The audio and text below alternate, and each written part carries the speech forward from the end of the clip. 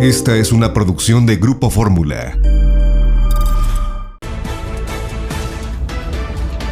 Grupo Fórmula presenta José Cárdenas Informa. En más de 120 frecuencias de radio en México y cadenas asociadas en Estados Unidos y Centroamérica. Telefórmula en los sistemas Easy, Sky, Total Play, Megacable y otros sistemas vía satélite. José Cárdenas Informa. Todas las noticias, todas las voces. ¿Qué tal? ¿Qué tal? ¿Cómo le va? Muy buenas tardes. Hoy es el miércoles 3 de noviembre. Le estoy saludando a nombre de todo el equipo que hace posible esta emisión informativa cotidiana de Grupo Fórmula Noticias. A nombre de Carlos Urdiales, esta tarde el coordinador entambado. ¿Cómo estás, Carlos? Buenas tardes. Muy buenas tardes, Pepe. Muy bien, muchas gracias. Y yo los saludo a nombre de los reclusos de la información: Óscar Holguín, Isaac Morán, Francisco Rosales y Héctor García Vega. La producción de Charlie Pérez, de Juan Carlos Martínez y la asistencia general, siempre de Claudia Medina. Pepe. Gracias, Carlos. Agradecemos también a Uno TV Noticias las facilidades brindadas a Grupo Fórmula para llevar a cabo esta transmisión informativa cotidiana del noticiero. Pues sí, bien dice Carlos Urdiales, Emilio Lozoya desde hoy está en la cárcel. Tenemos en este momento contacto con Arturo Ángel, él es reportero del portal Animal Político. Arturo Ángel, pues acabaron las cenas de lujo para Emilio Lozoya, a menos que pueda pedir el Pato Pekín para llevarle hasta su celda en el reclusorio norte. ¿Cómo estás? Cuéntanos, por favor, cómo fue toda la sesión, la audiencia que inició temprano esta mañana. Llevaba boleto de entrada Emilio Lozoya, pero no había boleto de salida, salvo tu mejor opinión. Gracias por acompañarnos en este esfuerzo informativo. Sí, Pepe, ¿cómo estás? Muy buenas tardes, un saludo a todo el auditorio. Pues efectivamente, ¿no? Después de una audiencia que se prolongó por unas 6 horas, el juez Artemio Zúñiga determinó conceder la prisión preventiva en contra de Emilio Lozoya, una prisión preventiva que este mismo juez que fue el que lo vinculó a proceso el año pasado, Pepe, ya había dicho desde julio del año pasado que le parecía que era procedente la prisión preventiva. Sin embargo, el juez en aquella ocasión estimó que dada la promesa de negociación y del criterio de oportunidad que Lozoya estaba buscando con la fiscalía, pues él entendía que no se le dictara en aquella ocasión. Sin embargo, pues el día de hoy la Fiscalía General de la República, en una abierta ya confrontación que no habíamos visto en ninguna de las audiencias pasadas, Pepe, acusó a Emilio Lozoya de haber utilizado el argumento del criterio de oportunidad para dilatar el proceso, de negarse a reparar el daño, de haber pues básicamente usado todo tipo de artimañas, como haber dicho que se sentía mal, el tema de la pandemia sanitaria, entre otros, pues para alargar un proceso sin que al final tuviera realmente, según los fiscales, la intención de reparar el daño por el caso Odebrecht. Entonces, los fiscales solicitaron, Pepe, que se le impusiera la prisión preventiva a Emilio Lozoya. Adelantaron además que lo van a acusar y van a solicitar que se le abra un juicio en su contra, pues por los delitos de cohecho, de lavado de dinero y de asociación delictuosa, que son delitos que alcanzan hasta 35 años de cárcel ya en conjunto. Esto va a ocurrir, Arturo Ángel, esto va a ocurrir en los próximos días, cuando se presente esta nueva acusación. Exactamente, porque el juez le concedió, hay que recordar que nosotros llegamos a la audiencia del día de hoy, Pepe, con la solicitud de Emilio Lozoya y de sus abogados de un plazo de 60 días más para acabar de reunir sus pruebas. El juez consideró que no, que ya era excesivo 2 meses más y les concedió otro mes extra que se vence el 3 de diciembre y el juez prácticamente les dijo, este es el último mes que concedo, pero pues ahora con la gran diferencia de que ese mes lo va a tener que esperar Emilio Lozoya ya sin estar libre, Pepe, sino recluido ahí en el reclusorio norte. Incluso el juez pidió medidas especiales de seguridad para Emilio Lozoya, dado que en el mismo reclusorio hay personas detenidas, pues que el propio Lozoya ha denunciado, ¿no? Como el ex senador Lavalle Mauri. Entonces, será el próximo 3 de diciembre cuando vuelva a ocurrir esta audiencia, pero insisto, la Fiscalía ya ha adelantado que va a presentar la acusación en contra de Emilio Lozoya. Los abogados de Lozoya insisten en que sí quieren reparar el daño, Pepe. Incluso llegaron a ofrecer ahí mismo en la audiencia regresar 2 casas que tiene Emilio Lozoya en la Ciudad de México, 2 residencias que dicen que valen más de $10 millones y que con eso se cubriría el daño, pero los fiscales dijeron que ese no era el momento ya para esto y que lo procedente es en otro momento, pero por ahora que la decisión era firme y el juez Pepe pues la validó, ¿no?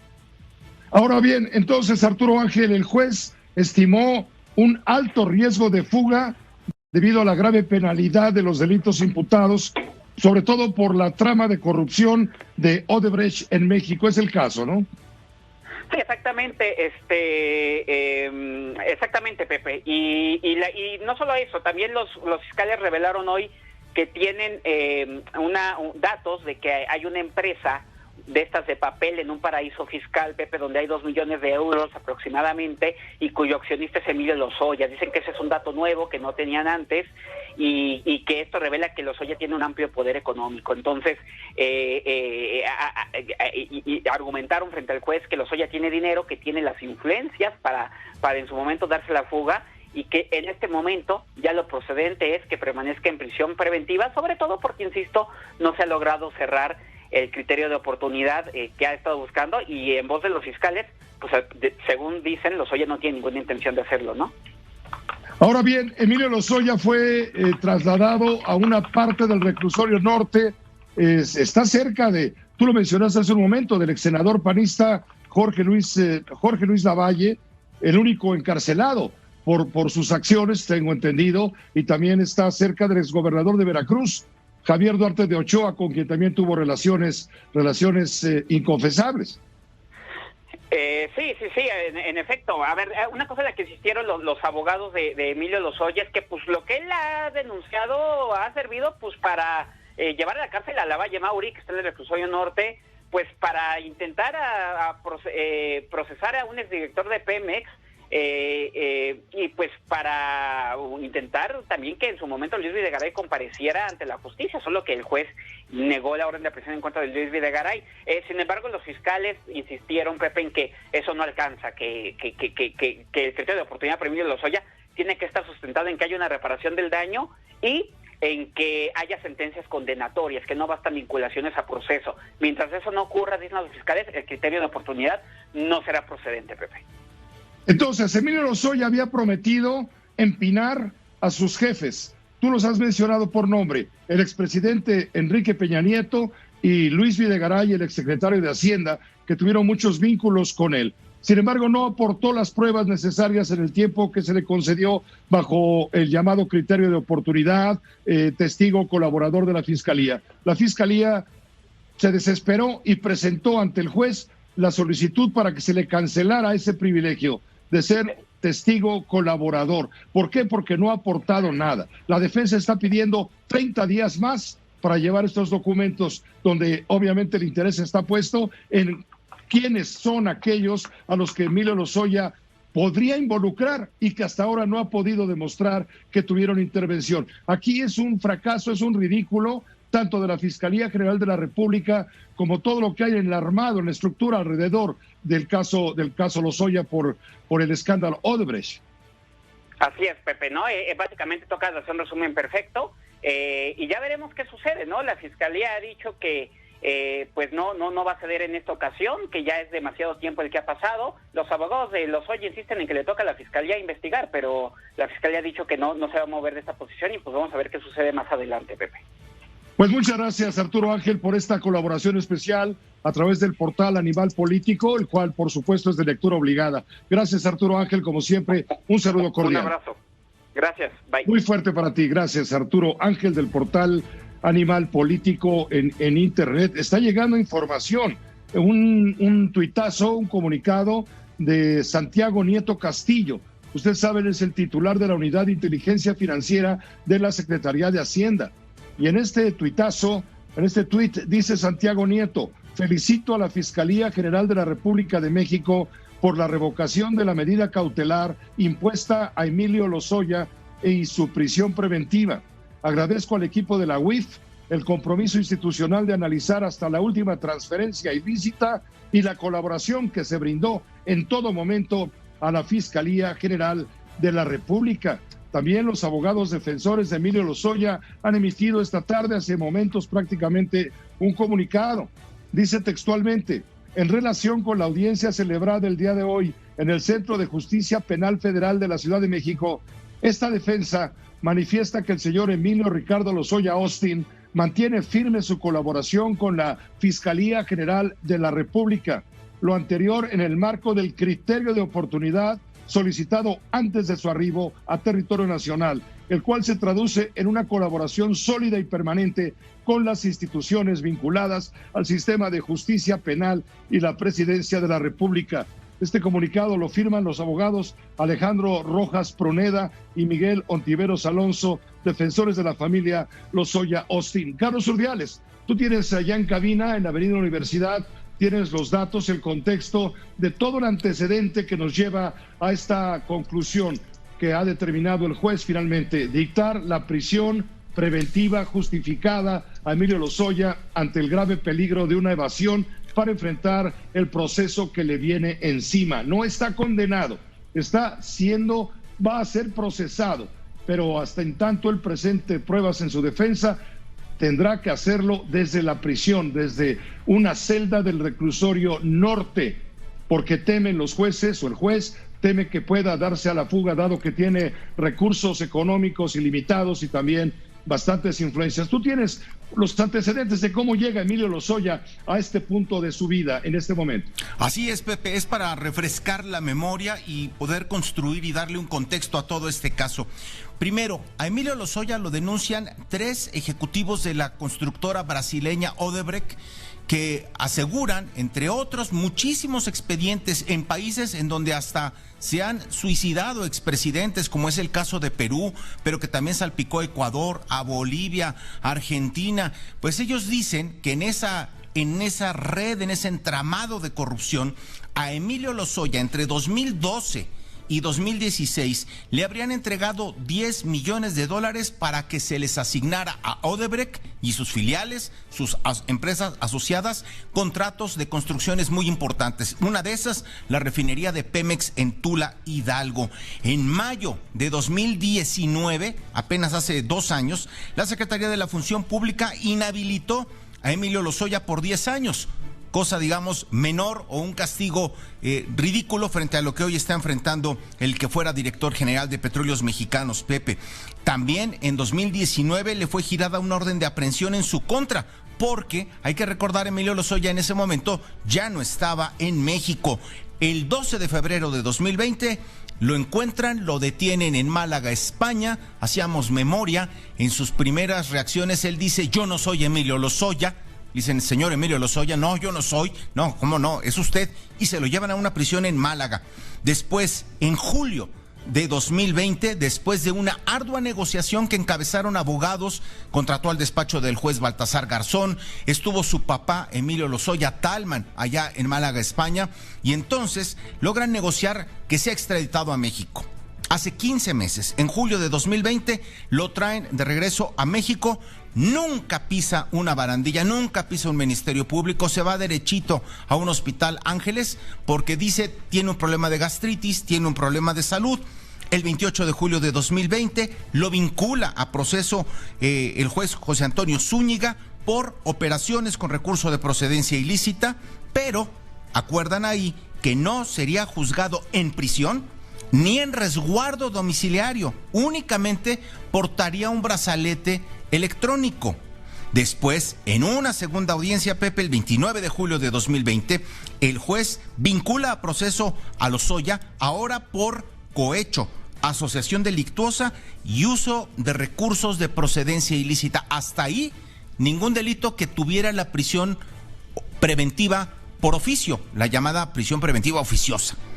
Es de destacar que Emilio Lozoya cerró un acuerdo con la Fiscalía para delatar a otros políticos que se supone tienen que ser superiores jerárquicos, presuntamente implicados en los sobornos, porque Emilio Lozoya confesó, dijo: sí, yo los acepté, pero yo se los di a Luis Videgaray, a mí me ordenaron, yo los distribuí. Pregúntenle a Peña, pregúntenle a Videgaray. Y todo esto para poder llevar el proceso en libertad y convertirse en un testigo protegido, acogiéndose al criterio de oportunidad que has explicado, que explicaba Arturo Ángel, y que hoy el juez, a petición de la fiscalía, le dice: sí, señor, puede seguir usted su proceso, pero se acabó la libertad tras las rejas, porque ahora sí está acusado de delitos graves. Pepe, ese es un ejercicio, insisto, de memoria, muy rápido, nada más para darle contexto a lo que está ocurriendo hoy, que es noticia. Claro, darle dimensión al hecho mismo que implica la prisión preventiva oficiosa dictada por el juez de la causa, que lleva la causa, el juez Artemio Zúñiga Mendoza, y que resuelve esto, que siga presentando sus pruebas para desafanarse, pero mientras termina el plazo de 30 días que le dio el juez, que le admitió el juez, él se queda dentro de la prisión. Permíteme, Carlos, en la línea telefónica tenemos contacto con la periodista Lourdes Mendoza. Lourdes, usted lo sabe muy bien, detonó hace 2 semanas, poco más de 2 semanas, unas fotografías en donde se miraba a Emilio Lozoya Austin, hoy en prisión en el reclusorio norte, departiendo amistosamente un sábado en la noche con familiares, con amigos, en un lujoso restaurante Hunan, comiendo pato laqueado aquí en las lomas de Chapultepec. Lourdes, ¿qué te parece todo esto? Te saludo con mucho gusto y te agradezco en tu calidad, claro, de periodista, de amiga, de columnista del periódico El Financiero. Te leemos los lunes, los miércoles y los viernes con tu sobremesa. Te escuchamos en tus comentarios en ADN 40 y te felicitamos. Hoy que es día de tu cumpleaños, Lourdes Mendoza. El número marcado, ¿no? Bueno, algo pasó con Lourdes Mendoza, el número marcado no está al alcance, pero trataremos de hacer el contacto con ella, lo mismo que con Mario Maldonado, periodista, columnista del periódico El Universal. Él escribe Historia de Negocios, publicación de lunes a viernes, autor del libro Lozoya, el traidor, el caso que pone en riesgo la cruzada anticorrupción de la Cuarta Transformación. En un momento estaremos con él, si me permite, después de una breve pausa.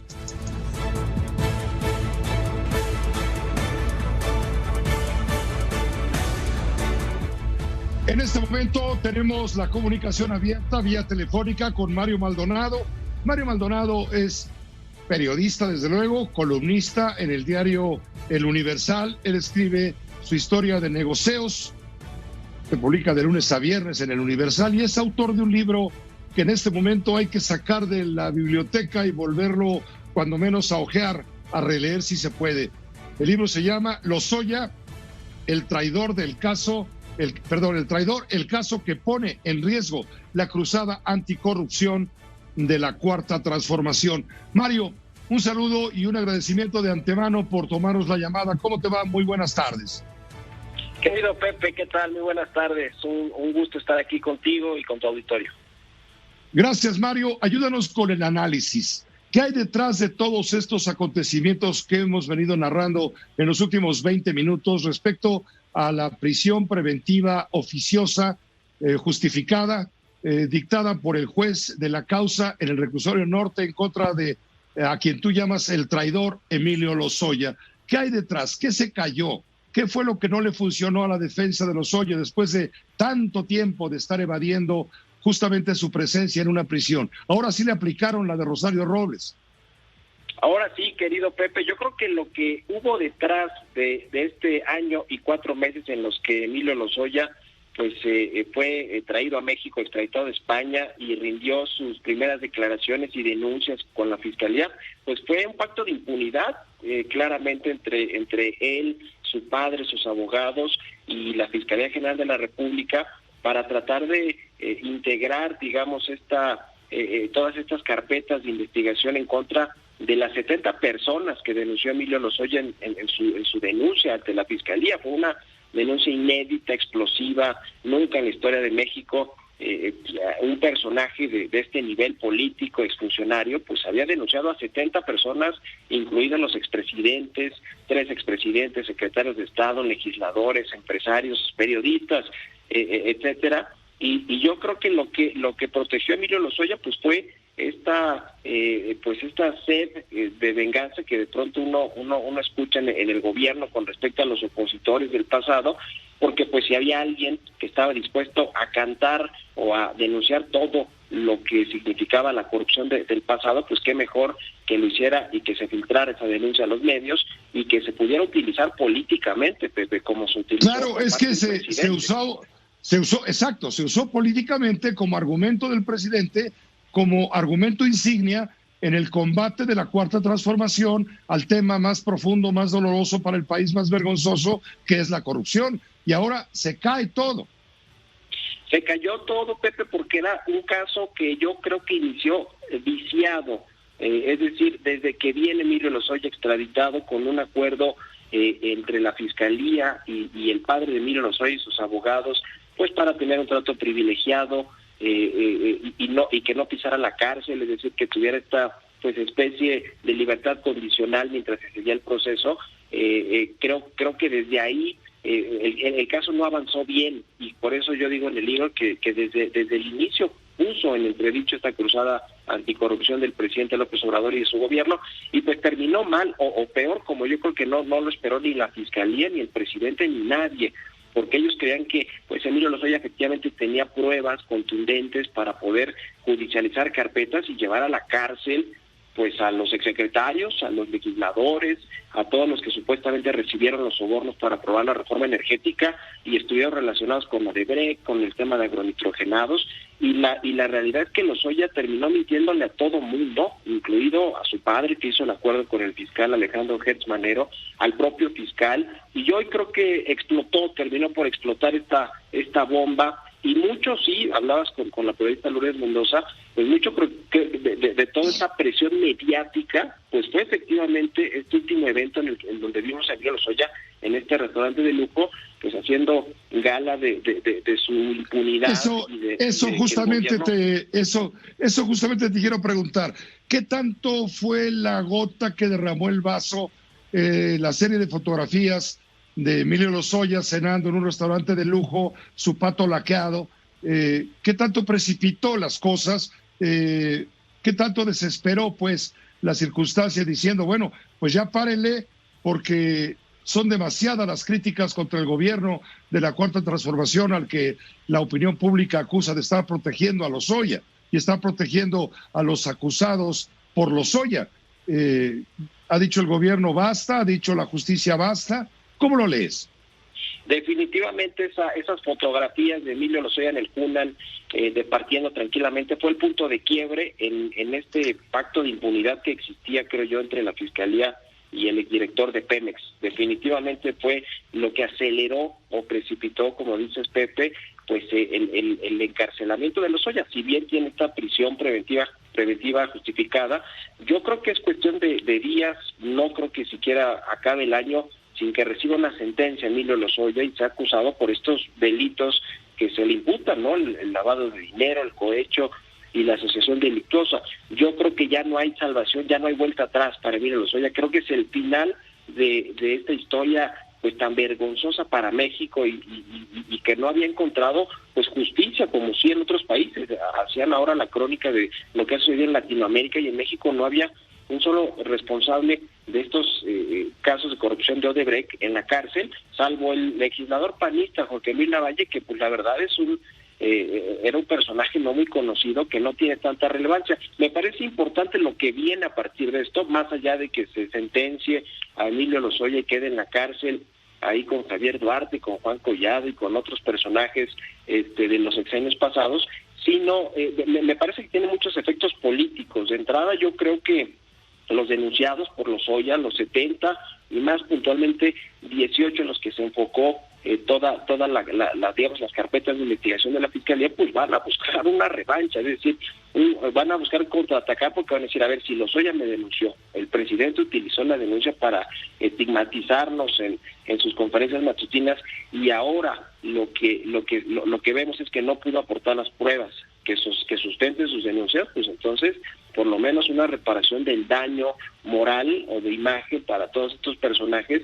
Y además de todo, pues hay muchos políticos, por ejemplo Ricardo Anaya, ¿no?, que está incluido en estas denuncias y que pues Lozoya, al no presentar pruebas contundentes, pues quedan a la deriva. Yo creo que estas investigaciones van a venir a menos y a tener poca fuerza, Pepe, para que se pueda judicializar.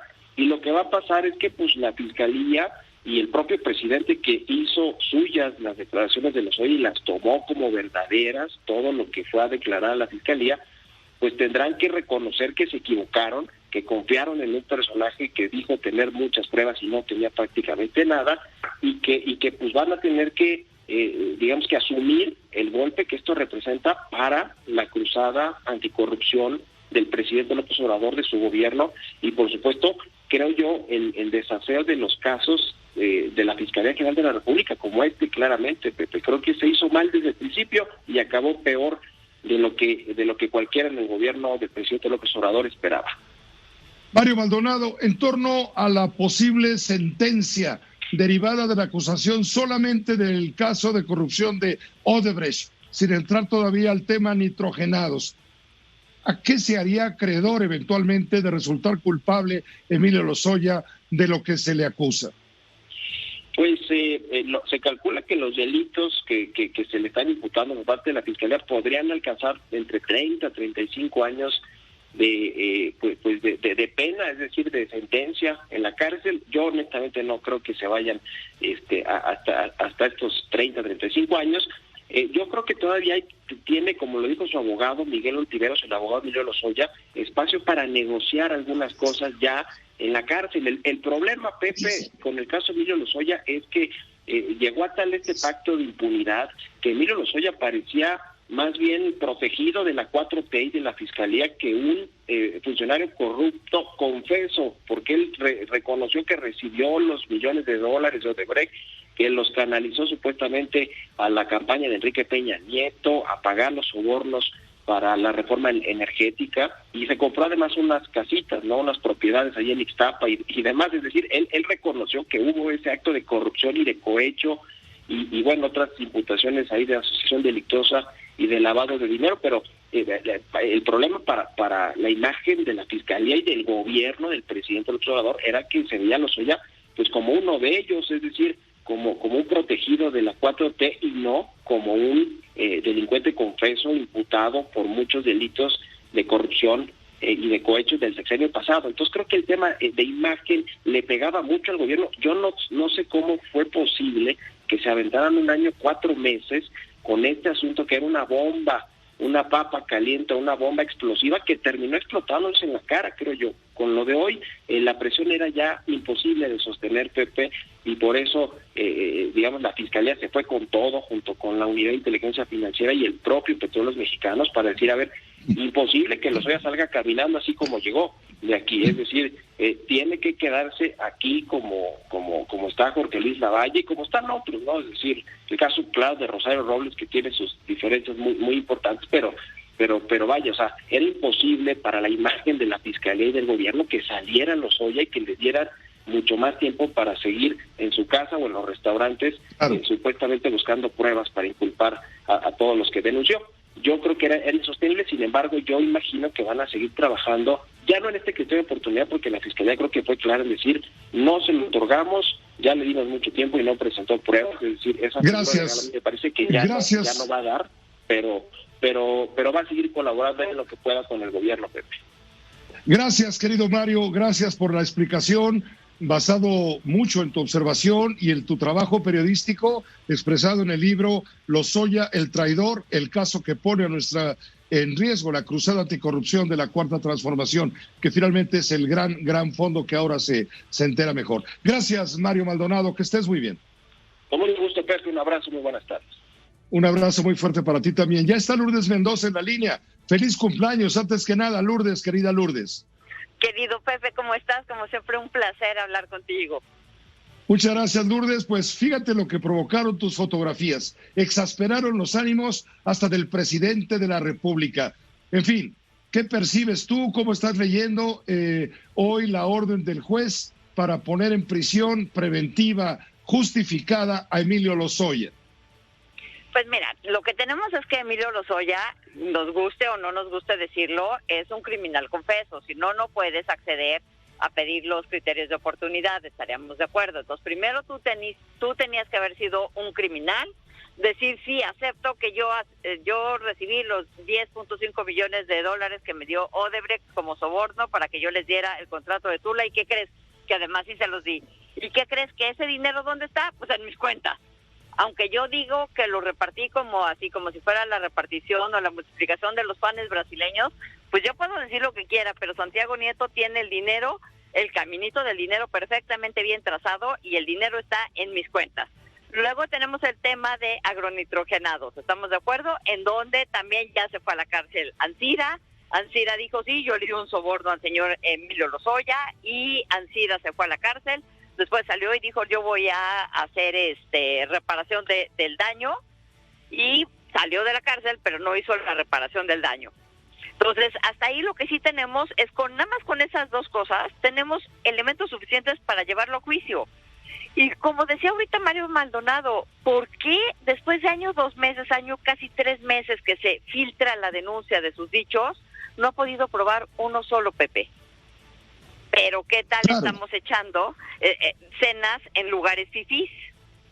Y como dijo el presidente Peña Nieto, el señor presidente Andrés Manuel López Obrador, el lunes de la mañanera, después de las fotos, dijo, si bien no es un tema ilegal, sí es un tema inmoral.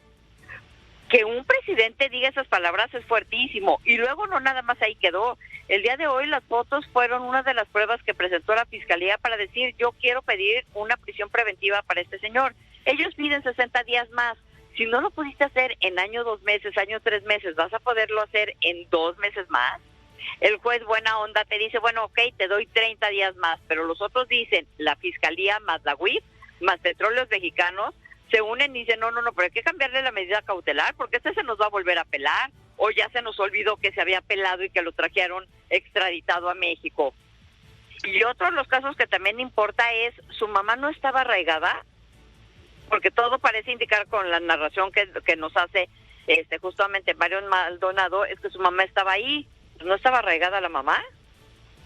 Entonces, no, lo que hoy sí creo es que de los 126 millones de mexicanos que somos, creo que no hay nadie enojado más que, obviamente, Emilio y sus abogados, porque él esté pasando la noche en la cárcel.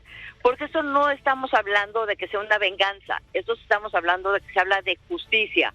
Tú pediste un criterio de oportunidad, no cumpliste, pues entonces te toca irte a la cárcel, porque sí eres un criminal, confeso. Además, Lourdes Mendoza, tú traes tu propio pleito personal con Emilio Lozoya por difamación, te difamaron en su momento, has tenido problemas, no te han dejado ver la carpeta, es otro asuntito, es otro granito en el costal de piedras que ahora carga Emilio Lozoya. Mira lo que han provocado tus fotos con este giro en el caso, ¿no? ¿Estás de acuerdo? Mira, lo que puedo decirte es que justamente fue la Fiscalía la que dijo, aquí está esta evidencia. Los abogados de él dicen que yo me metí en su vida y la Fiscalía lo que dicen es, por esta vida es que tenemos miedo que el señor se vaya a escapar y entonces por eso vamos a ponerle o pedimos a su señoría, el señor juez, que le ponga una medida cautelar diferente a la que hoy tiene. Y además hay que recordar, en el momento que salieron las fotos se hace trending topic Rosario Robles, en donde dicen, ¿por qué un criminal confeso sí está afuera y cenando a todas anchas, mientras que Rosario Robles, que su delito no implica estar en la prisión, sí está en prisión? Y nosotros estamos de acuerdo, somos periodistas, no somos abogados, ni fiscales, ni jueces. No estamos defendiendo a Rosario per se, estamos defendiendo el debido proceso que se deben de tener. Pues Lourdes, te agradezco muchísimo el haber acudido al llamado, a esta invitación, para comentarnos con tu punto de vista la lectura que estás dando a todo esto. Y finalmente el giro fue brutal, eso es inevitable después de las fotos. Aparte, claro, hay asuntos de otra índole, ya no aguantó más la Fiscalía, 1 año, 2 meses sin haber aportado nada a este criterio de oportunidad, era suficiente para colmar la paciencia de cualquier autoridad y se acabó. El boleto se acabó. Sí, dime. Y nada más déjame decirte una cosa. ¿Te acuerdas cuánto tiempo se tardó Luis Videgaray en poderlo correr? Más o menos 1 año se tardó en convencer al presidente Peña Nieto de que Emilio Lozoya Austin estaba lastimando el sexenio de Enrique Peña Nieto. Y la carpeta de investigación inicial se inició en el gobierno de Enrique Peña Nieto, ¿eh? Nada más hay que recordarlo. Pues muchas gracias, Lourdes. Gracias por colaborar. Al contrario, Pepe, que estés muy bien. Muy buenas noches. Buenas noches, te leemos en El Financiero en tu columna Sobremesa, lunes, miércoles y viernes, y te escuchamos en ADN 40 también. Lourdes Mendoza, hoy celebrando su cumpleaños, vaya regalo que le dieron.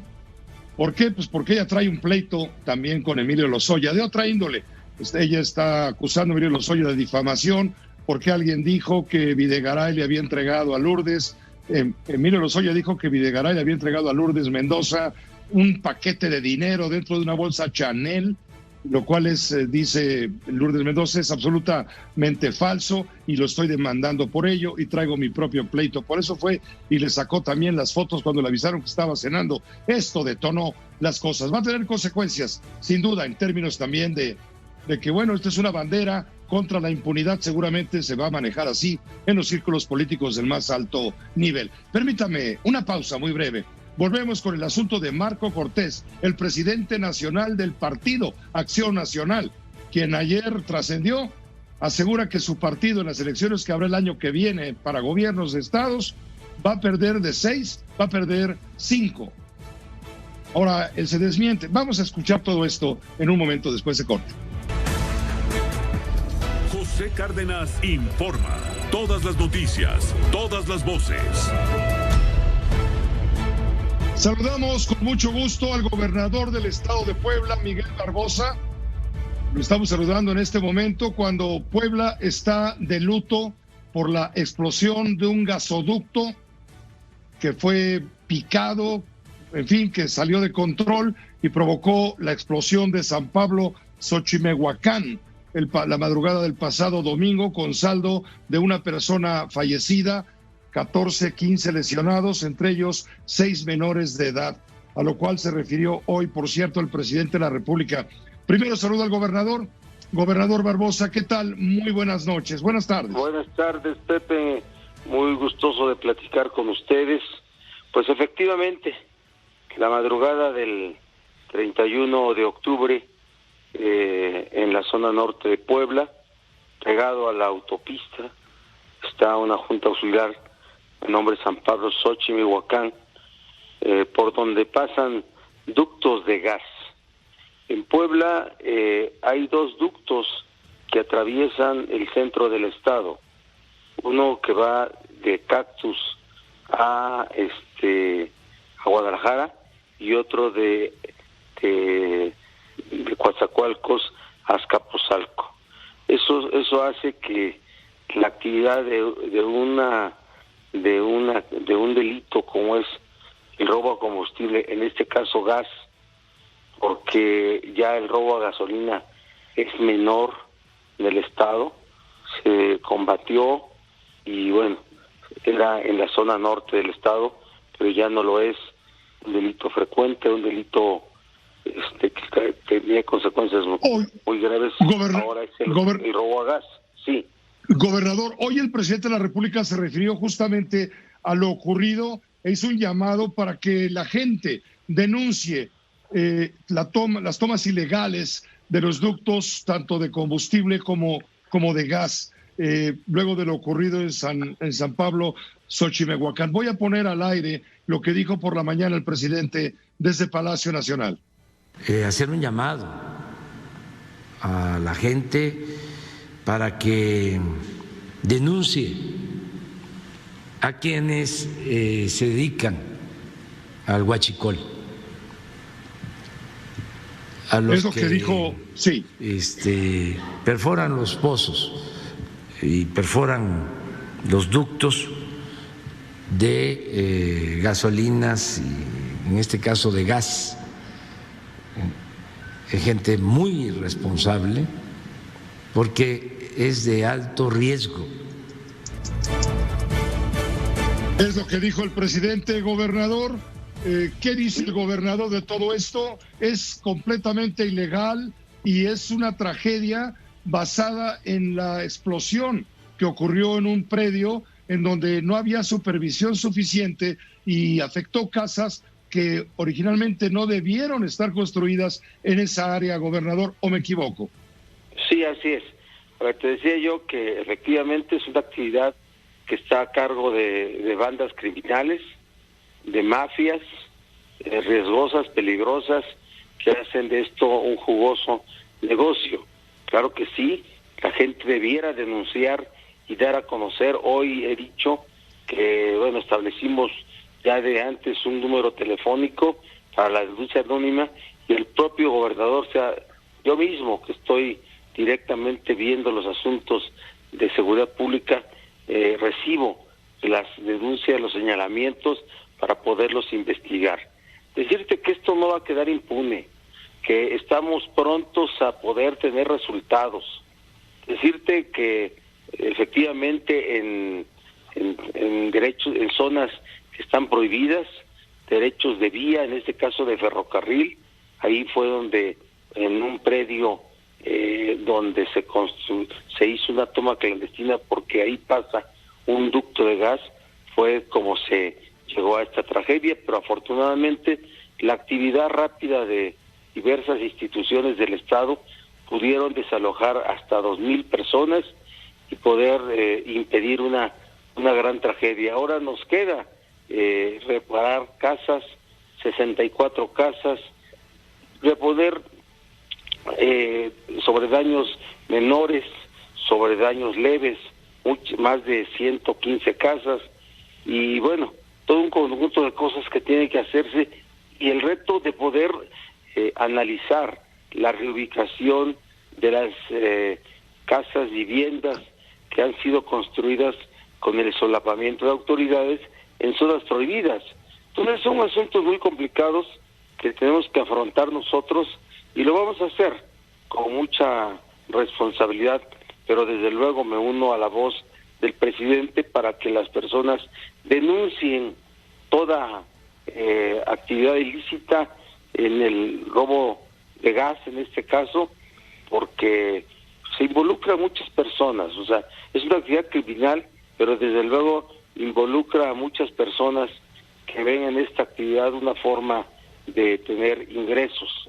Y sí, es un reto para todos nosotros.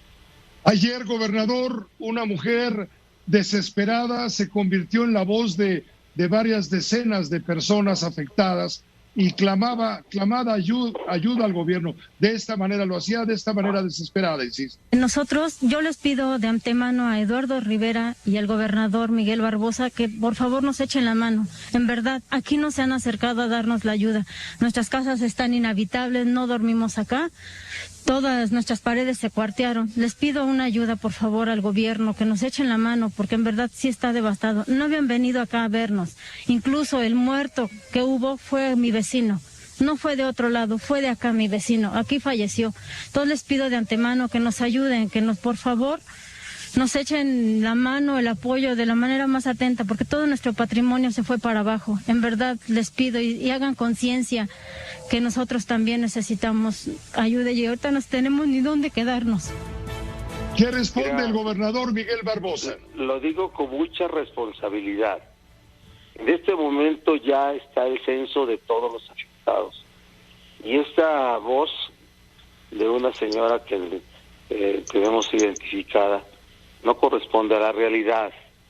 Hoy hay también personas que intentan pues hacer algo que los lleve, lo están haciendo a partir de su necesidad, pero todo el inventario de personas, todo está revisado, todo se ha revisado, y sí se conoció, si es la misma información que hace un diario impreso de circulación estatal y nacional, pero revisado que fue, te quiero decir que no corresponde a personas afectadas.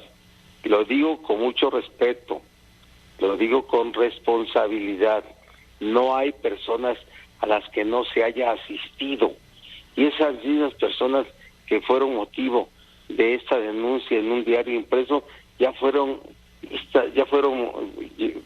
a revisarse sus casos, pero no se trata de personas que estén sin atención.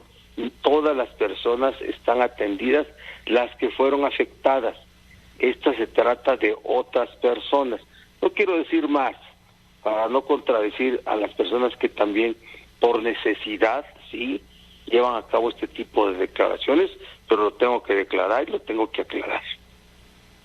Pues gracias, gobernador. Esta voz la pusimos al aire porque fue obtenida gracias al trabajo de nuestro reportero Israel Aldave, sí, con Cristian Ramírez. Estaban en el lugar, en la zona cero, donde se percibía con toda claridad la mayor destrucción, y esta persona estaba con las personas alrededor esperando tener noticias, clamando por ayuda del gobernador del estado y de otras autoridades. Ver, por eso lo dimos por buena.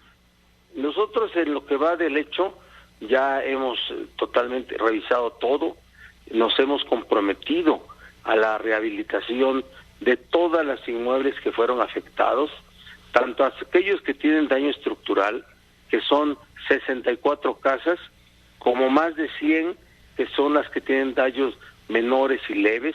Todas van a quedar reparadas. Estamos revisando cada inmueble, inclusive encontramos casas construidas en terrenos que no tienen escrituras, y vamos a poder regularizarles su propiedad. Estamos haciéndolo todo sin ninguna distinción, sin ninguna orientación política. No corresponde a la realidad el hecho de que no hayamos atendido a alguien. Hay albergues, los seleccionados están en hospitales, lamentamos mucho, nos solidarizamos con cada persona que haya recibido un daño, nos solidarizamos, y que me digan personalmente el nombre de la persona que ha hecho esta declaración, inmediatamente, sin mayor investigación, vamos y le podemos ayudar a cada persona que diga su nombre y que verifiquemos que efectivamente corresponde a la realidad. Te lo digo de caballeros, como gobernante. Finalmente, gobernador, ¿qué hay de la empresa que provocó esta tragedia? Sí, está una investigación ya muy adelantada. Pronto habrá resultados. No va a ser el caso de ellos, de esos que se quedan impunes, pero lo que debe de haber una mayor eficiencia de las autoridades para impedir que las gaseras funcionen de manera irresponsable. Adentro del predio había una pipa de 10,000 litros, pero cruzándola enfrente al lugar donde fue la explosión hay una gasera, y entonces la explosión fue una gran explosión, 2 explosiones grandes adicionales y 5 derivadas, porque el gas tiende a bajarse al suelo, pues, ¿sabes? Entonces baja al suelo, se infiltra en drenajes, en ductos y explota. Entonces estamos revisando toda el área, pero nos vamos a meter a todo lo que corresponde a los ductos que pasan por la zona metropolitana, y vamos a ir avanzando por todos los ductos que pasan por el estado de Puebla, porque es una situación que empieza en la colindancia con Veracruz, ¿sí? Y después recorre todo el estado, del municipio de Esperanza hasta un municipio que se llama Santa Rita Tlahuapan, que está en la colindancia de Puebla con el Estado de México y con el Distrito Federal. Pues muchas gracias, gobernador, por esta entrevista. Muy útil la información que nos has brindado. Yo a tus órdenes, como siempre, Pepe, y de verdad siempre agradecido por el interés que tienen para poder dar a conocer lo que ocurre en mi estado. Sin duda. Gracias, gobernador. Buenas tardes. Para servirte. Gracias. Igualmente, el gobernador del estado de Puebla, Luis Miguel Barbosa, gobernador de la entidad. Pronto habrá resultados, se avanza en la investigación, no habrá impunidad y se castigará con todo el peso de la ley a los autores de este acto, desde a todas luces criminal. Brutal. Es lo que estima el gobernador. Y dice que este reclamo que ayer pusimos al aire no corresponde a una persona directamente afectada, pero que van a investigar. En fin, así las cosas, porque también ahí se mueven multimillonarios intereses que están en juego sobre esta zona, en donde sobre el derecho de vía fueron construidas viviendas que no debían estar ahí, precisamente arriba de los ductos, y algunos han aprovechado para picar los ductos y extraer el gas, sobre todo esta gasera donde estos camiones de hidrogás hacían la competencia entre ellos para surtir de gas más barato. En fin, es lo que está ocurriendo en Puebla, pero con la tragedia, con el resultado, el saldo que ya habíamos comentado con usted. Permítame una pausa, regresamos a ver cómo está la situación del Partido Acción Nacional. ¿Qué pasa con la checomanía? Hubiera visto usted hoy cerca de 100,000 aficionados al automovilismo. Bueno, es lo que dicen los aficionados. A lo mejor eran 50,000, pero se volcaron todos sobre Paseo La Reforma en el tramo entre el Ángel de la Independencia y la Diana Cazadora para ver al Checo Pérez. La checomanía desatada, no hay quien la pare.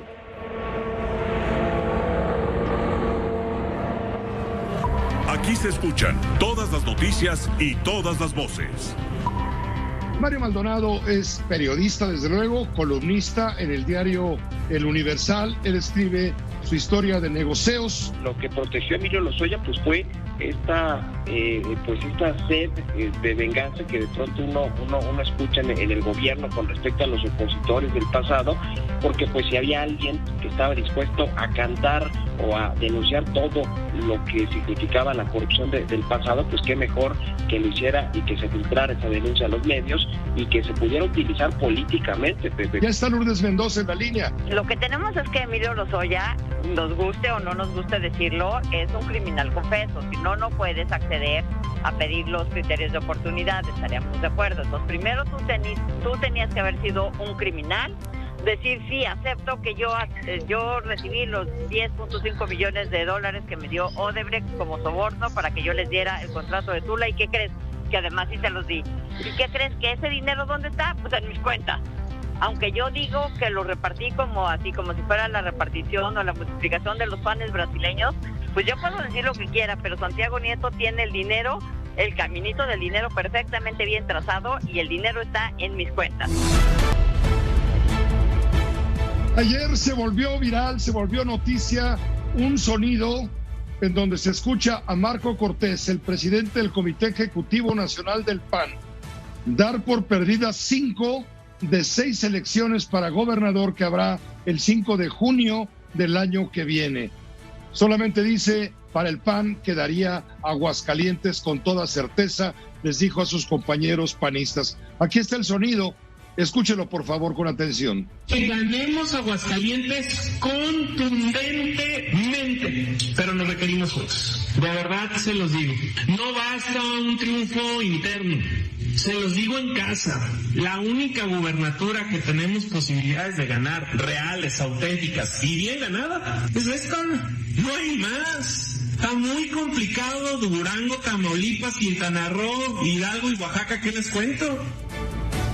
¿Qué tiene que decir a todo esto precisamente el líder nacional del PAN, Marco Cortés, con quien tenemos contacto en la línea y a quien saludo, como siempre, con mucho gusto? Marco, muy buenas noches. ¿Qué hubo, Pepe? Qué gusto saludarte. Pues con toda claridad es un audio pues cortado, manipulado. Sin embargo, es real. Debo decirte, mi querido Pepe, que en todas las encuestas, no las que hace el PAN, esas son para toma de decisiones, las publicadas. El único estado en donde hoy PAN, aún sin candidato, aún sin campaña, aún sin coaliciones, el único estado donde está claramente consolidado el triunfo del PAN es el estado de Aguascalientes. Y tal cual lo dice el audio, las gubernaturas como Durango, Tamaulipas, Quintana Roo, Oaxaca, Hidalgo están complicadas. Pero en el PAN nos crecemos ante la complicación, nos crecemos ante la dificultad, y lo que no pusieron en ese audio, pero que sí lo dice mi mensaje que di ante el Consejo Nacional, es que yo convocaría a todo el panismo nacional a que se involucren en estos estados, porque no puede haber ni brazos caídos, ni manos frotándose, esperando que al PAN le vaya mal. Aquí estamos hablando, todos Marco, los panistas, y si me alcanzas, mi querido Pepe, a la sociedad civil que también ve que las cosas en México no van bien. Estás hablando de las elecciones que va a haber en Tamaulipas, Quintana Roo, Oaxaca, Hidalgo, Durango, y estabas poniendo énfasis en Aguascalientes, y le pides a los panistas pues no tirar la toalla. ¿Le tienen mucho miedo los panistas a Morena en esos 5 estados? Yo te diría que los panistas nunca tenemos miedo, sabemos ganar cuesta arriba. No importa lo difícil del reto, sabemos enfrentarlo. Pero lo que es una realidad es que hoy solo el PAN está arriba en las encuestas en el estado de Aguascalientes, eso es innegable, pero ya cuando vengan las coaliciones, ya cuando definamos candidato, ya cuando inicien las campañas y cuando estemos todos los panistas que realmente queremos que las cosas salgan bien involucrados, pues vamos a tener otro resultado. Por eso yo he invitado a los panistas de todo el país que no van a tener elecciones el próximo año a que se involucren con tareas específicas, porque no se vale criticar sin trabajar. Aquí requerimos todos tener una responsabilidad concreta y cumplirla. ¿Ni con la alianza opositora ganarían más de una gobernatura o depende mucho de los candidatos, Marco? Sin lugar a dudas, yo veo que así va a ser. Vamos a tener muy buenos candidatos, vamos a tener muy buenas candidatas, vamos a tener buenas campañas y el PAN solo o coaligado remontará y ganará en varios estados. Sabemos ir cuesta arriba y lograr el objetivo. No nos asusta la dificultad que hoy se ve en las encuestas, pero como he dicho, mi querido Pepe, se requiere de todos y además no distraernos. Hay que ver lo que ahorita acaba de ocurrir. Congresistas de los Estados Unidos están mandando una misiva diciendo que ven con mucha preocupación lo que está ocurriendo aquí en México en la contrarreforma energética. No podemos caer en la trampa, no podemos buscar estar en el tema interno cuando hoy México nos ocupa, nos necesita defendiendo a México, la Constitución, nuestro medio ambiente, y eso es en lo que tenemos que estar concentrados. Respecto a las críticas que has recibido por los dichos que pusimos al principio de esta entrevista de Gustavo Madero, quien dice que tu declaración fue desafortunada y anticlimática, de Jesús Zambrano, el líder nacional del PRD, quien dice que sí pueden ganar, que tú te equivocas siempre y cuando la coalición PRI-PAN-PRD, la de Va por México, consiga los candidatos apropiados. Hay también una declaración del gobernador de Aguascalientes. Él está diciendo el gobernador de Aguascalientes que estás dando por perdidos 5 de las 6 gobernaturas en el estado y que Aguascalientes tiene que ir hasta el final de todo esto. Lo dijo Marco, lo dijo el gobernador del estado. Nuevamente te lo digo, mi querido Pepe, no caigamos en el juego. Hay temas muy importantes que defender. Y no caer en el juego es no hacerle el caldo gordo, que no usen a algunos compañeros de partido que por razones internas no están contentos o tienen inconformidades y que son claras, pero nosotros debemos estar concentrados en lo importante, cuidar a México y en su momento ganaremos elecciones, mi querido Pepe. ¿Le respondes algo al gobernador de Aguascalientes, quien dice que quien calificó tus dichos como una desfachatez y un descaro? Pues que por fortuna ganamos en el 2019 con Tere Jiménez la alcaldía contundentemente en Aguascalientes a pesar de todo, y que también ganamos en el 2021 la ciudad de Aguascalientes 3-1 también, a pesar de todas las dificultades internas y de las situaciones que los hidrocálidos conocen, y que no será distinto en el 2022, que vamos con todo, y lo mismo en los demás estados, en donde convocamos a los panistas a que se involucren y que aporten para lograr un resultado positivo. Gracias, Marco, por esta entrevista, como siempre. Abrazo, mi querido Pepe, cuídate mucho, cuídate, ahí estamos pendientes, buenas. Buenas. Marco Cortés, presidente nacional del Partido Acción Nacional. ¿Qué opina todo esto Diego Fernández de Ceballos? Permítame una pausa y regresamos con Diego. José Cárdenas informa. Todas las noticias, todas las voces. Tenemos la comunicación en este momento con Diego Fernández de Ceballos, el jefe de Diego y su bitácora de la Resistencia, hoy en calidad de panista, a quien le quiero preguntar ¿Qué opina de los dichos de Marco Cortés, el líder nacional de su partido político? Porque pues todo lo que haya dicho de la posibilidad de que el PAN no pueda ganar salvo Aguascalientes, los 5 estados de la República que irán a elección para gobernador el año que viene, pues ponen en entredicho muchas cuestiones y se le cuestiona muchísimo a Marco Cortés. Fueron los propios panistas los que revelaron esto. Da la impresión de que hay fracturas. Diego, me gustaría tu opinión, tu lectura. ¿Qué opinas de lo que dijo precisamente Marco Cortés? ¿Ese es Marco Cortés el líder que el PAN merece? A ver, José, en primer lugar, buenas noches a ti y a tu audiencia. Y en segundo lugar, con toda franqueza te digo, por supuesto que si nos atenemos a la declaración que apareció hace un par de días, atribuida a Marco Cortés, y que él ha señalado hace un momento que es mutilada, yo diría y digo con toda franqueza que aún si ha sido algo mutilado y haya sido en reunión privada, por supuesto que es una declaración desafortunada, porque no es el mejor mensaje que puede dar el presidente de un partido a sus militantes, por difícil que avisore una contienda que, por cierto, ya ha comenzado a nivel nacional.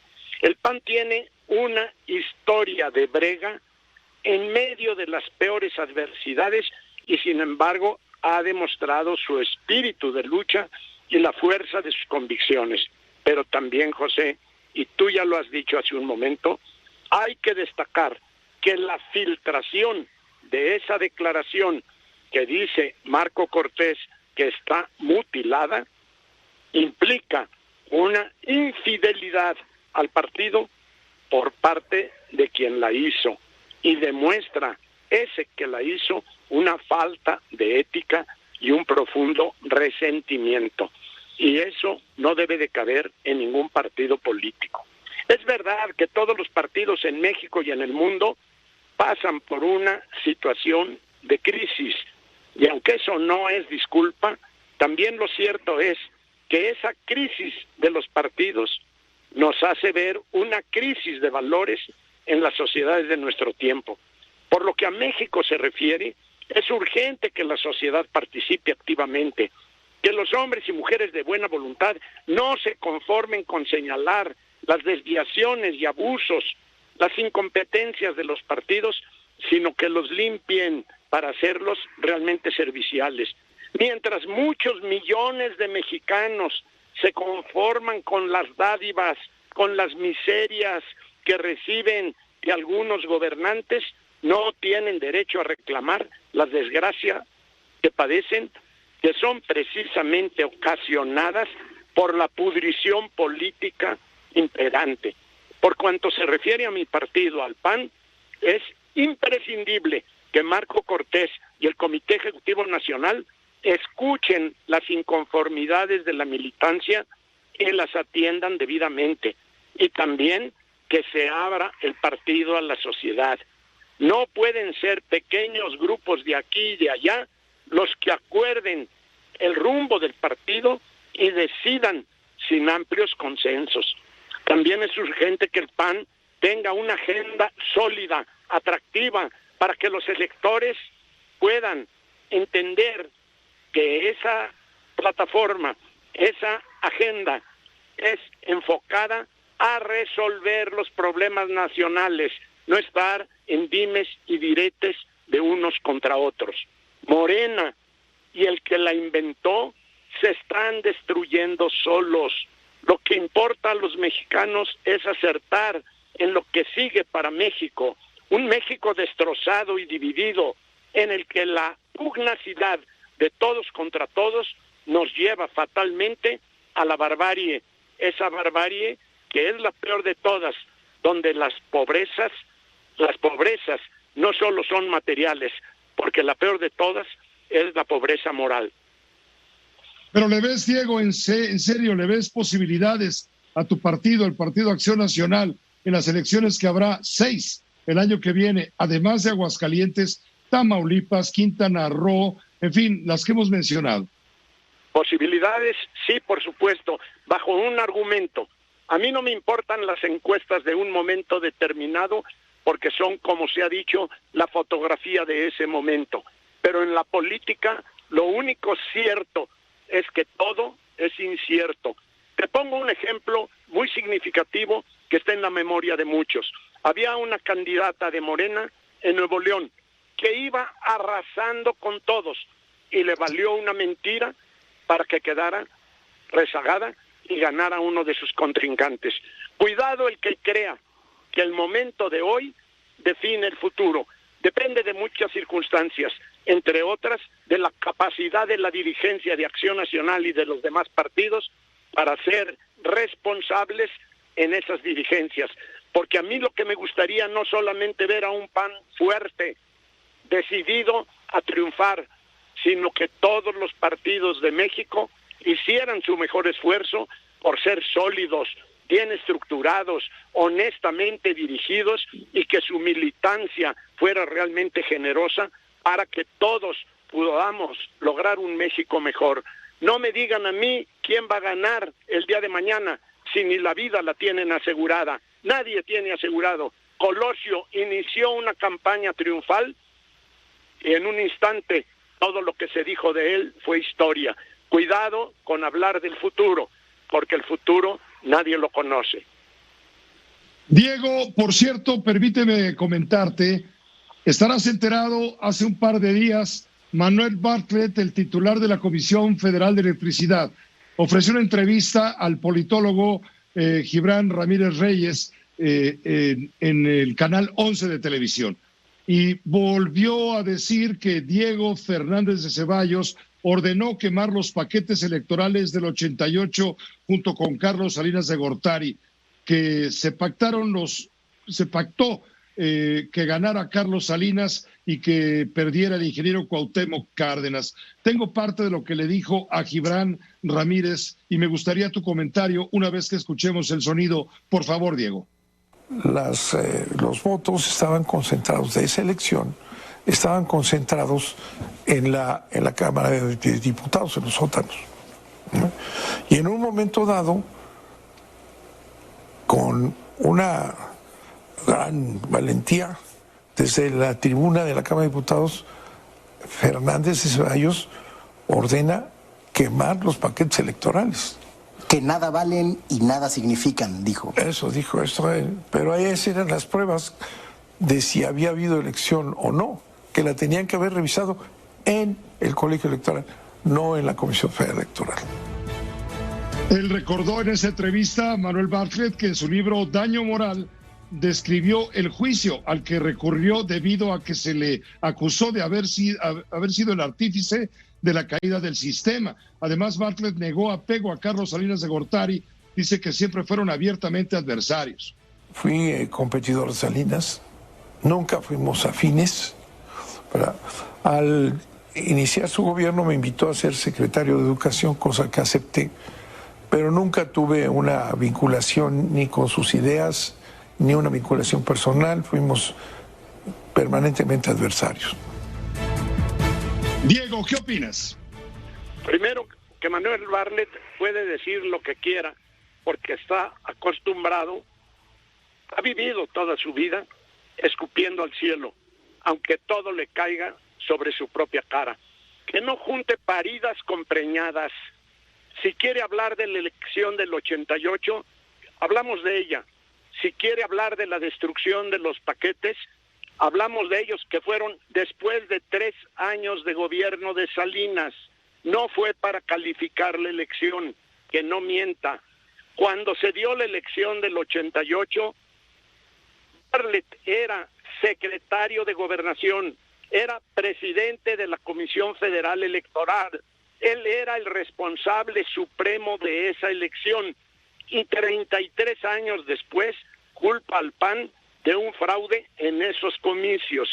La destrucción de los paquetes electorales fue en el 4º año del gobierno de Salinas, y lo he dicho 1000 veces, lo ordenaba la ley, pero además de todo, esos paquetes estuvieron todos esos años en manos del PRI, en manos del gobierno. Para mí, nada decían. Para Acción Nacional, esos paquetes ya no decían la verdad histórica, la verdad de lo que sucedió 4 años o 3 años y medio atrás. Pero además de todo, todas las boletas están microfilmadas. Lo que debe de responder Bartlett es precisamente en dónde estaba la noche de la elección cuando se cayó el sistema, cuando dejaron de dar los datos de las casillas electorales del país. ¿En dónde estaba este sinvergüenza? ¿Cuándo se enteró del arreglo del PAN o de Diego con Salinas? Porque la quema o destrucción de las boletas no se dio la noche de la elección, se dio años después. También tiene que decirnos por qué tardó 30 y tantos años para denunciar ese supuesto arreglo. Y finalmente, ¿por qué después de ese fraude que él menciona, por qué aceptó, como lo ha dicho hace unos momentos, según la reproducción que tú haces, ser secretario de Educación? Y más aún, si pasó de secretario de Gobernación en tiempos desde la Madrid, cuando llega Salinas, él asume la Secretaría de Educación y después pasa en tiempos de Salinas, en ese gobierno oprobioso que había sido motivo del fraude, él se asume no solo como secretario de Educación, sino después pasa a gobernador de Puebla. Pero mira, José, por mi parte, prefiero ocuparme de los graves problemas nacionales, encarar al presidente de la República, no a estos pordioseros que andan siempre mendigando de los poderosos. Así haya sido en un momento dado de la Madrid, o después Salinas, o ahora López Obrador. No me quiero entretener mucho con ellos. La vida nos enseña, José, que si nos encontramos en nuestro camino a una suciedad, a una porquería, mejor no debemos pisarla, porque nos embarra. No tiene sentido discutir con un cínico desvergonzado que ha vivido del poder y que del poder se ha enriquecido. Gracias, Diego. Gracias por el comentario. Buenas noches. A ti, adiós. Adiós, gracias. Él está hablando de Manuel Bartlett al final. Bueno, yo le tengo un regalito a usted que nos acompaña frecuentemente. En el año de 2006, en este espacio informativo, tuvimos a bien entrevistar a Manuel Bartlett. Lo entrevistamos en relación con su militancia. El ahora titular de la Comisión Federal de Electricidad, recuerdo muy bien, afirmaba de manera contundente: soy del PRI hasta la muerte. Se lo voy a poner para que no se le olvide. Bartlett Díaz, senador de la República, todavía del PRI, sí, ¿verdad? Del PRI hasta la muerte. Del PRI a morir, dice Manuel Bartlett Díaz, invitado aquí en este espacio. Bueno, pues así es, Manuel Bartlett con el PRI hasta la muerte, aquí en este espacio nos lo dijo. Vea las cosas como son, dejemos que los hechos hablen por sí mismos. Vámonos a una pausa muy breve, volvemos. Bartlett Díaz, senador de la República, todavía del PRI, sí, ¿verdad? Del PRI hasta la muerte. Del PRI a morir, dice Manuel Bartlett Díaz, invitado aquí en este espacio.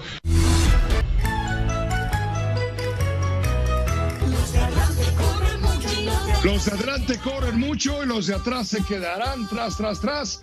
Pues el que se quedó atrás fue el presidente de México, Carlos Elizondo Mayer Serra. Muy buenas noches. Yo creo que debió haber estado en Glasgow, en la COP26, en esta cumbre para prevenir el cambio climático, para frenar el cambio climático, el calentamiento global, y mandó al canciller Ebrard, además en un acuerdo sobre reforestación que México firmó 4 horas después de que lo habían hecho otros 105 países, y argumentando que para qué, si esa propuesta de la reforestación fue invento de López Obrador, fue invento de México con el programa Sembrando Vida. ¿Tú qué crees? ¿Debió haber ido entonces el presidente López Obrador o hizo bien en quedarse en casa? Mira, las dos son afirmativas, Pepe. Un presidente debería de ir, pero López Obrador hizo bien en quedarse en casa. Es decir, un presidente que quiere promover los intereses del país, que le interesa el cambio climático, que quiere tener relación con sus pares para poder tejer otros acuerdos, debe de ir. Por eso van. Pero eso al presidente no le importa, no le interesa. El cambio climático no es su tema, es un invento neoliberal, seguramente lo debe ver así. Para el presidente lo importante es el foro mexicano, la propaganda. E ir hasta allá, lo exhibe primero llegando en vuelo comercial, está cansado, tarde, cosa que los presidentes no hacen. 2, lo exhibe en un foro donde no es la única voz, en unos idiomas que no habla, en un lenguaje corporal que no maneja. Mejor hizo bien para sus intereses quedarse en casa.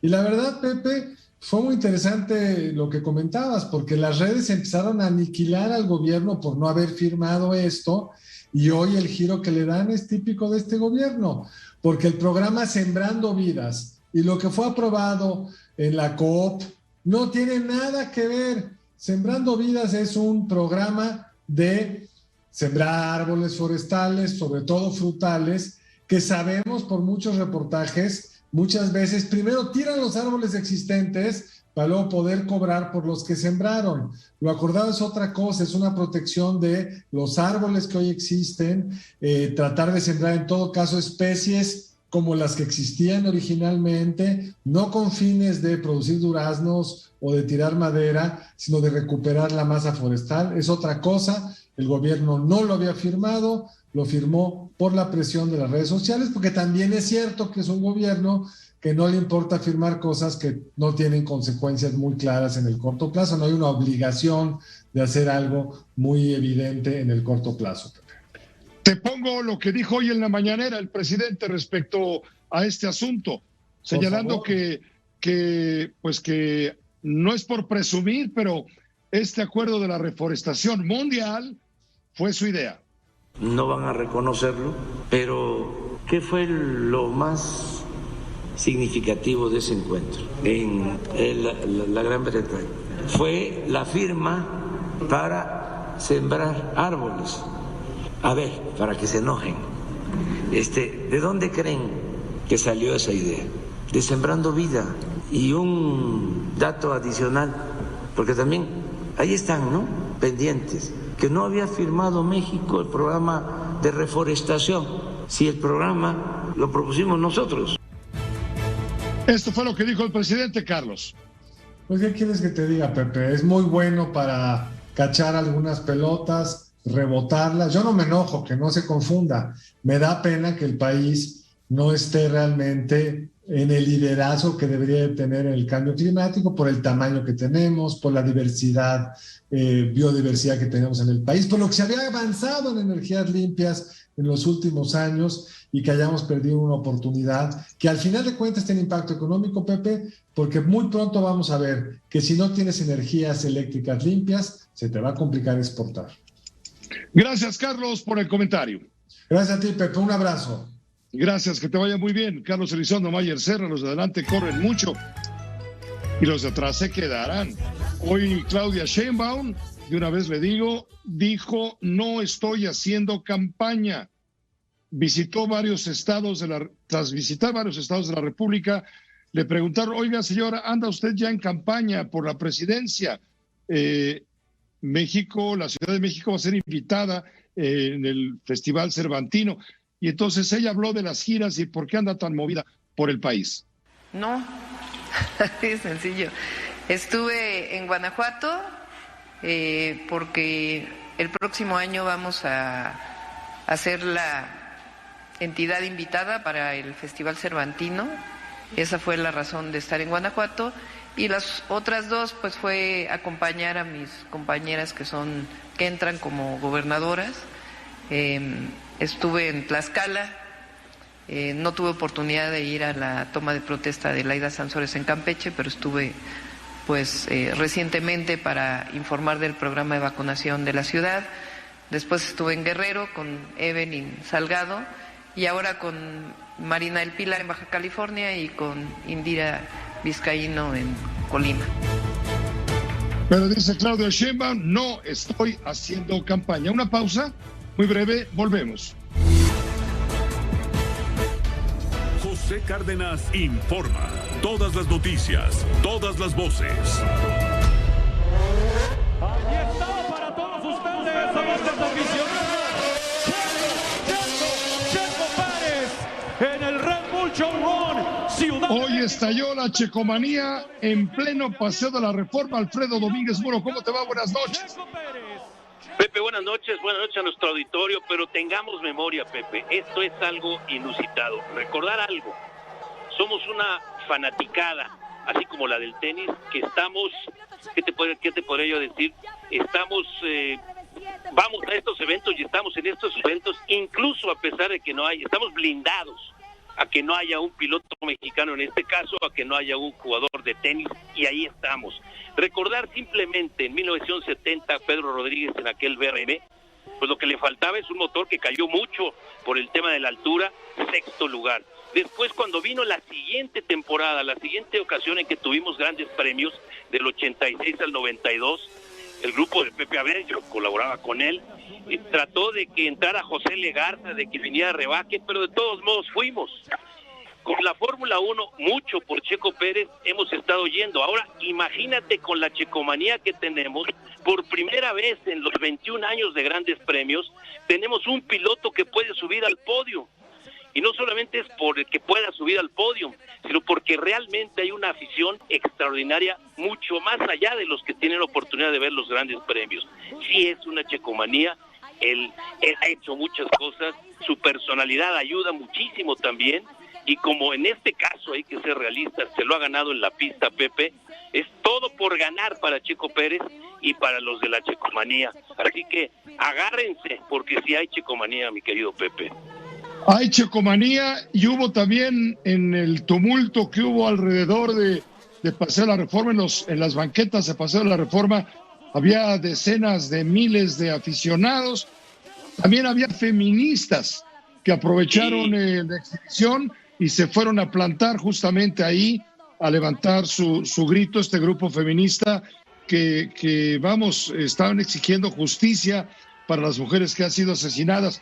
Se aprovechó ese momento por las feministas, y también hoy se dio a conocer que Checo Pérez va a vestir un Nomex, un traje de color negro con evocaciones de los mariachis, porque dice, ojalá lo pueda al subir al podio, si llego, pues lo voy a lucir. Es un traje negro, semejando un pantalón de mariachi, una camiseta de mariachi, en fin, una corbata de mariachi. Todo eso trae el equipo. Va a traer el Checo Pérez en su traje con un casco especial. Pues gracias, Alfredo. Estaremos atentos y pendientes de toda la checomanía, porque esto sigue y sigue y sigue.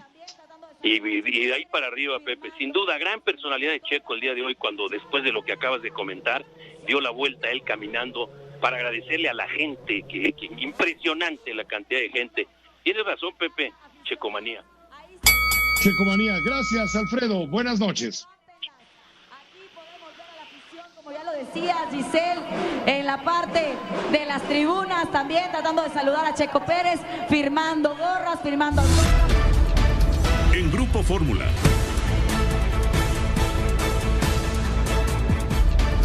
José Cárdenas informa.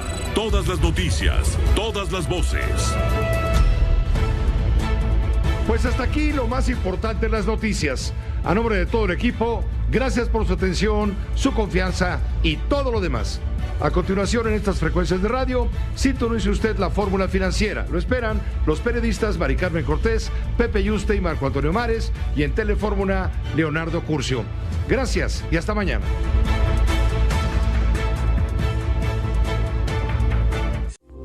Esta fue una producción de Grupo Fórmula.